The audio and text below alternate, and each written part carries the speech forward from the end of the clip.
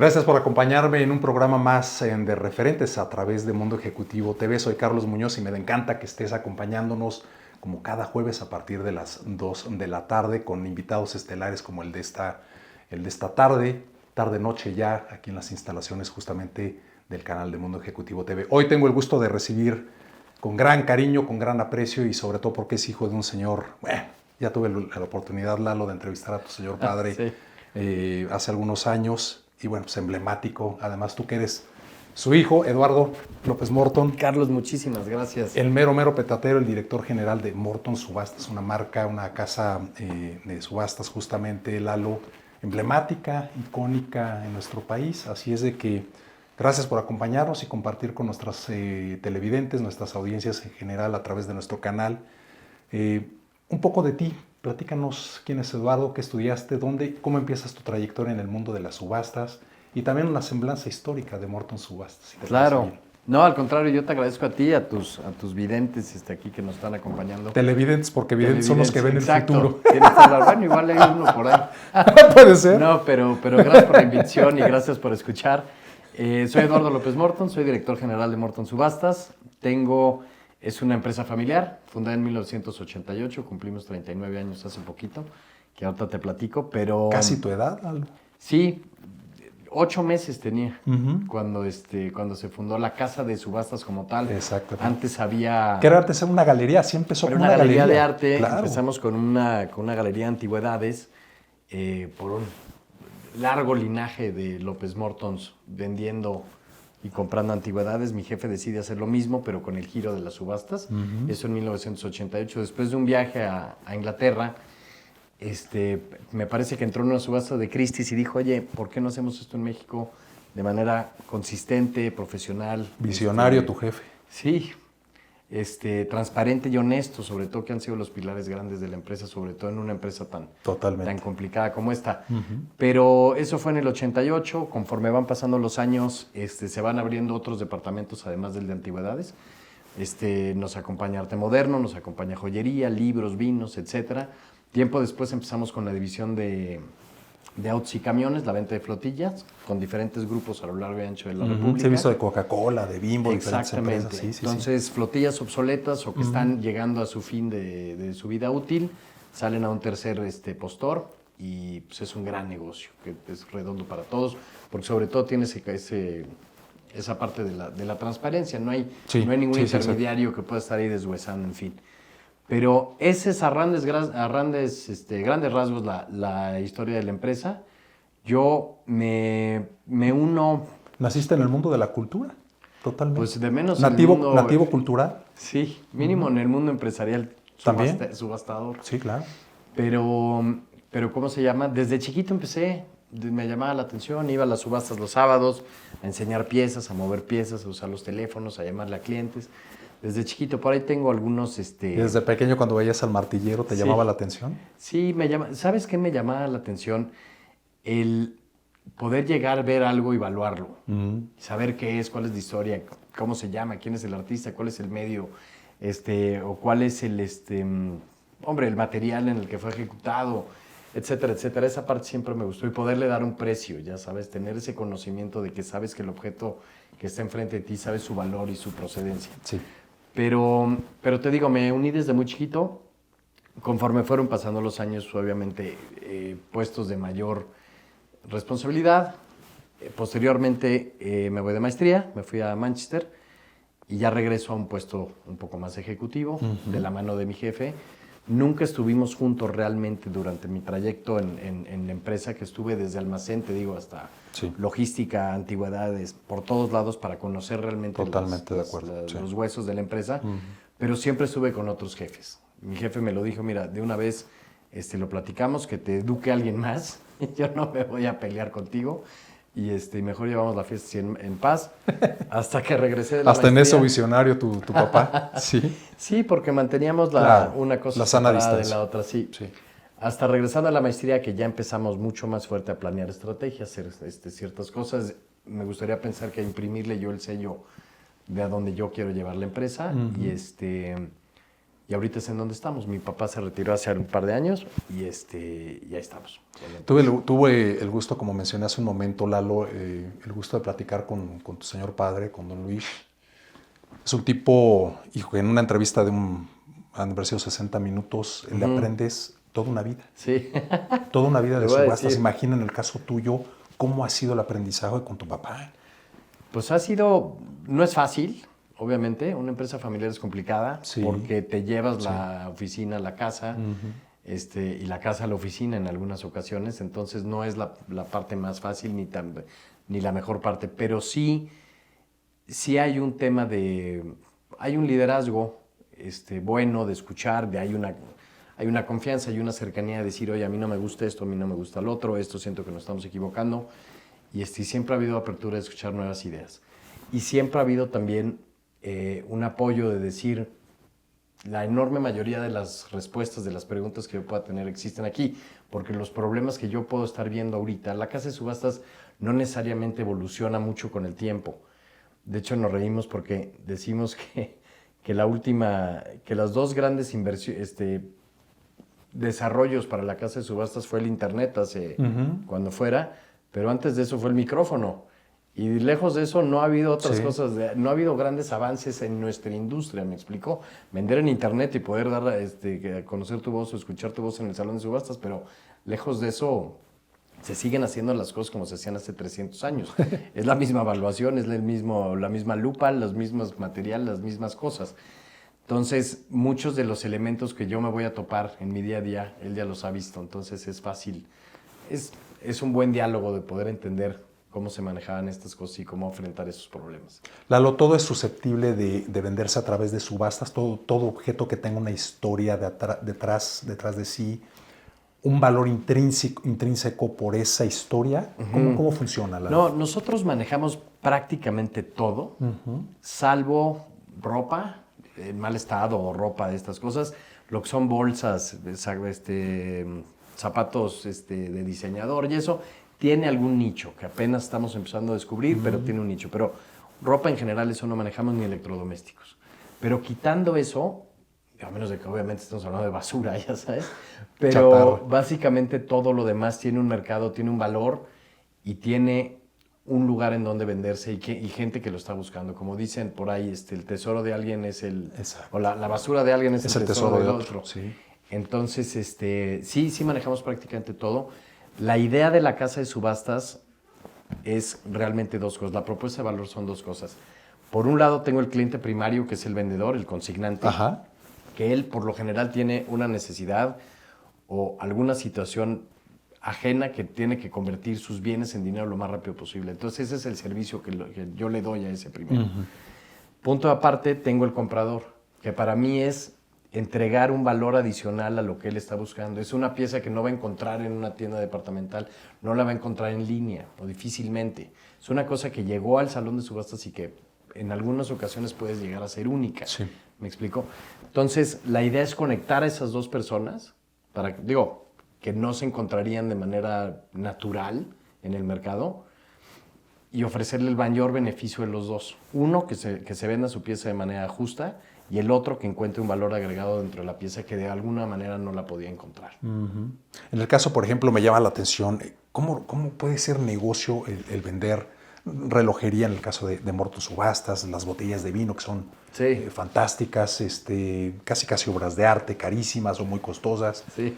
Y como bien dices, cada uno de estos objetos tiene su nicho muy particular. ¿Es buen negocio la parte de los vinos, los buenos vinos, los buenos relojes? Hay negocios que son mejores que otros, Exacto. obviamente, pero realmente nosotros dependemos del mercado, de lo que exista, de lo que llegue a la puerta. Entonces, es difícil contestar.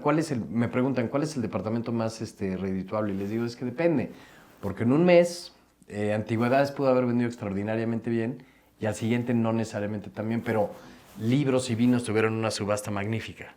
Entonces, el ejercicio de poder, obviamente sabemos que arte moderno y antigüedades son los departamentos que más generan. Más fuertes. Porque hay más volumen y existe más demanda en el mercado. pero en cualquier instante te llega platicaba ahorita con uno de tus invitados, llegó un Origen de las Especies de Darwin, que vendimos en casi 3.5 millones de pesos, récord global, ni siquiera nacional ni en América, récord internacional contra las casas de subastas en Inglaterra y en Estados Unidos. Entonces, obviamente ese día tuvo un repunte de libros, siguiente subasta se pudo haber caído, pero de que existe un mercado lo existe. México ya se está empezando a transformar a ser un país que entiende de subastas, porque hace 30, 35 años no se entendía de subastas, se veían como un robo, se veían como una... ¿Por qué? ¿Por qué como un robo? Fíjate que eso lo hemos estado platicando mi papá y yo creo que hay una respuesta muy sencilla. Las subastas son un invento sajón. Esto viene de Inglaterra, viene de Alemania, sí, viene de los países nórdicos, escandinavos, si quieres. No es algo que estuvo en el imaginario latino ni hispano. En España difícilmente hay casas de subastas, hay 3 o 4, me explicó. Pero no es un invento latino ni hispano, no es algo que consideren ellos importante. Esto es algo que surgió en Inglaterra en el siglo XVIII, 1700 y cacho. Entonces, cuando llegan los españoles a México, no imprimen ese sello de subastas en el día a día, cosa que en Estados Unidos sí. Por eso hay casas de subastas prácticamente en los 50 estados de la Unión. Aquí en México no es ni remotamente el caso.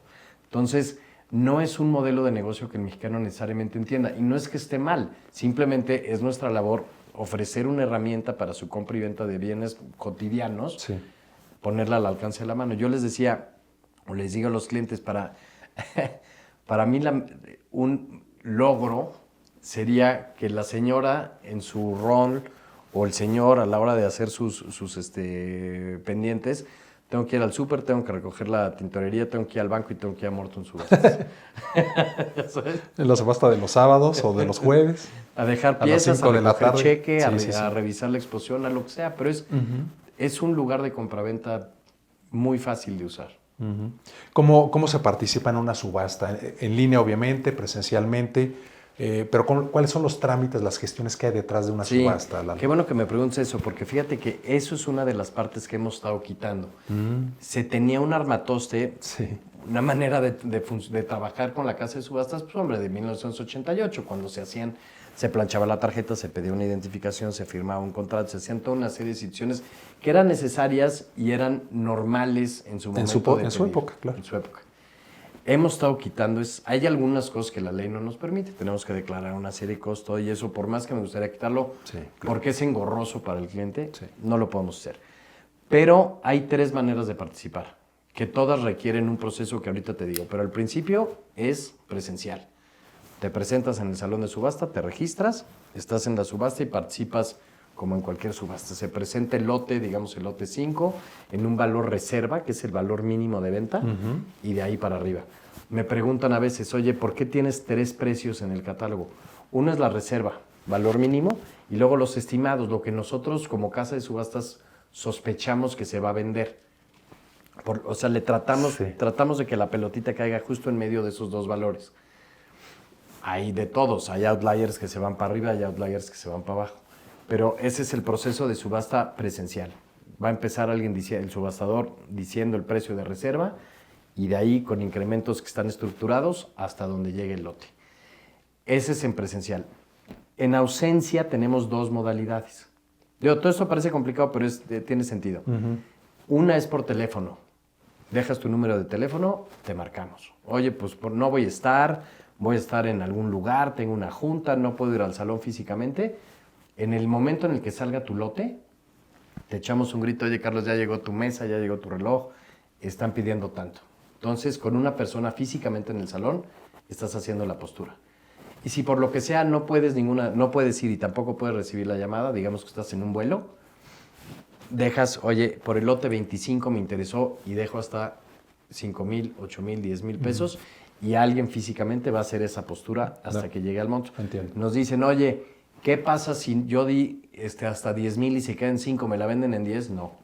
Te respetamos el precio de 5, no metemos paleros, no metemos gente ahí para inflar el precio. Si expliquemos el término palero porque tiene otra connotación a veces. Sí, no, en subastas es igual de macabro, pero no. No, imagínate que tú me dejas una oferta. Sí. Oye, Eduardo, fíjate que quiero este reloj, ofrece 25,000 pesos.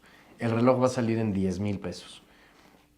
Llega el momento de la puja, y dan los 10,000 pesos en tu nombre y no hay nadie más. Yo sé, porque tú me mandaste la oferta, que tienes oferta hasta 25. Yo podría levantar el lote hasta 20, sin que nadie sospechara que hay mano negra. Sí. Porque yo ya sé que tú estás parado en 25,000 pesos.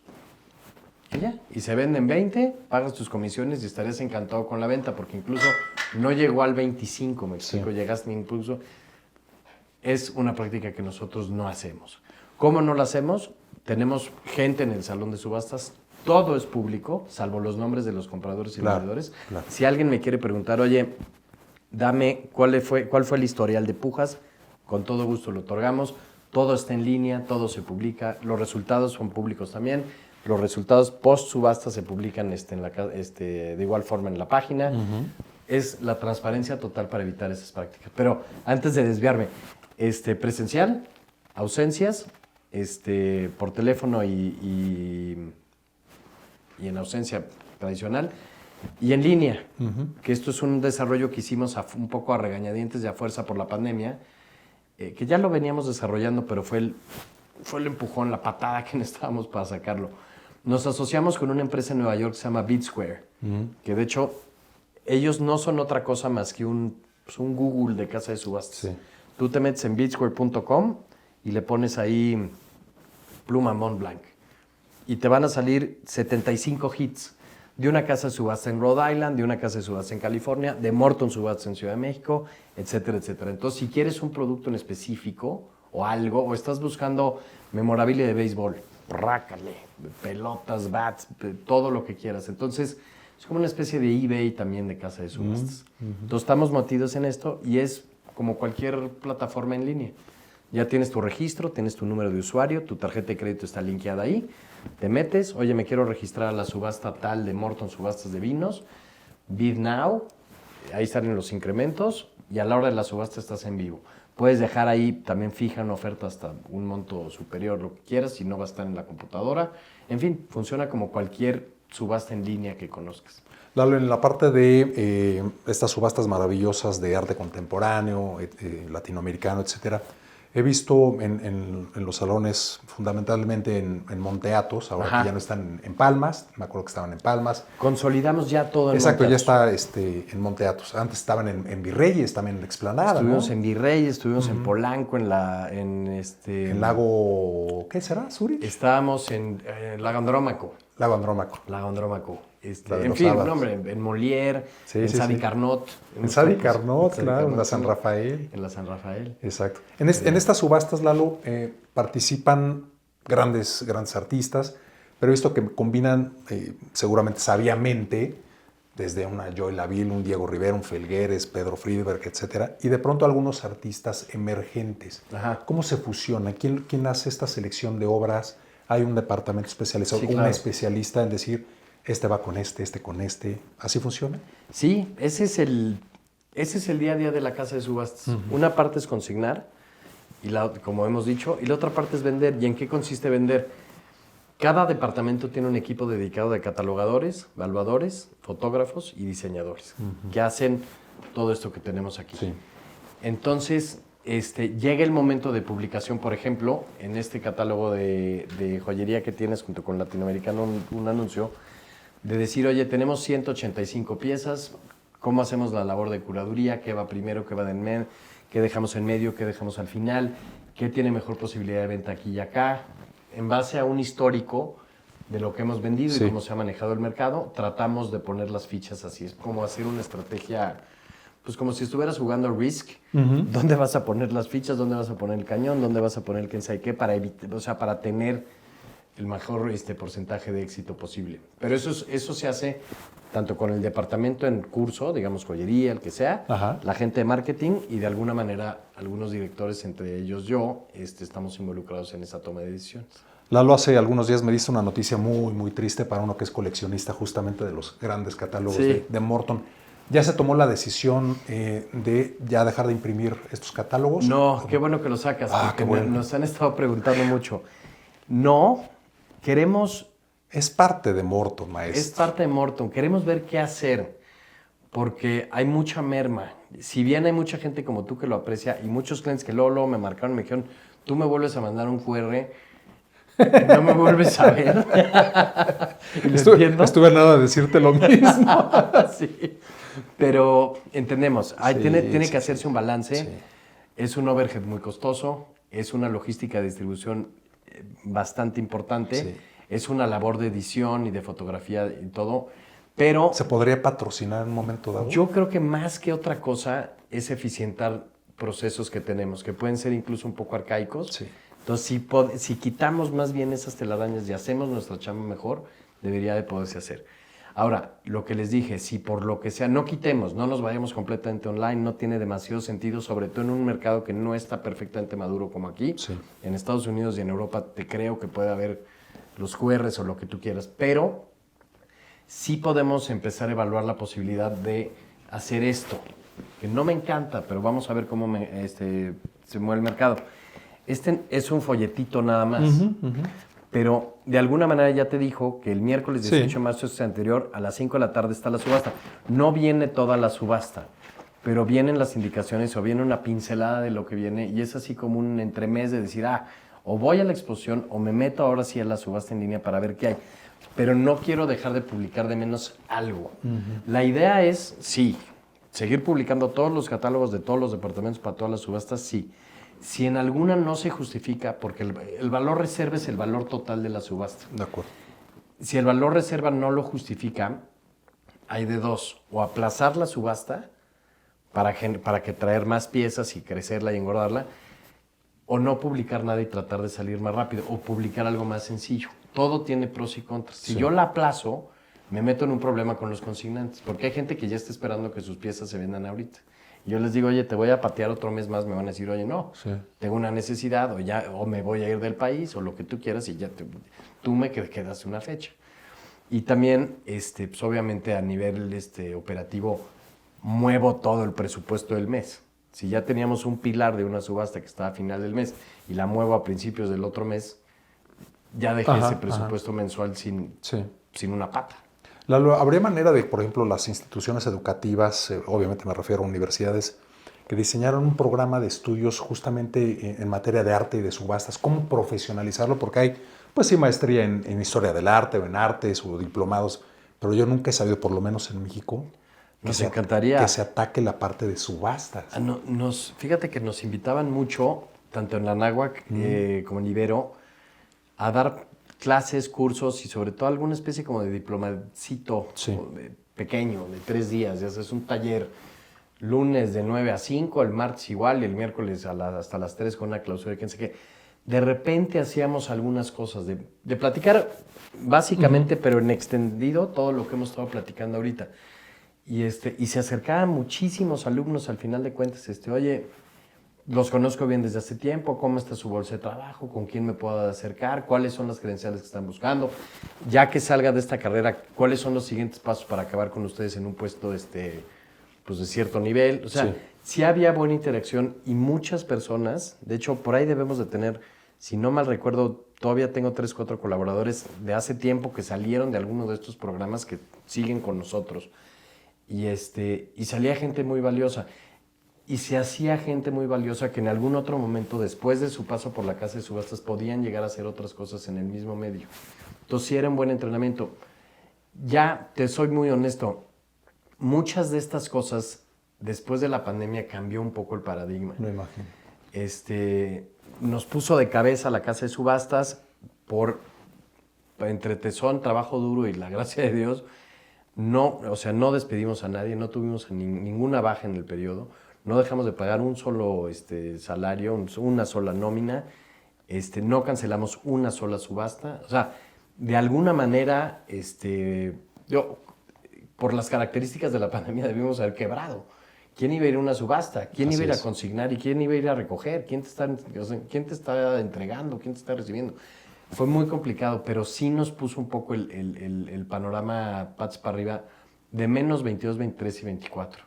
Ya ahorita 25 y 26 empieza a normalizar la situación, pero fueron años muy difíciles. Entonces, muchas de estas cosas como extracurriculares las dejamos a un lado para concentrarnos en el core del negocio y sacarlo adelante.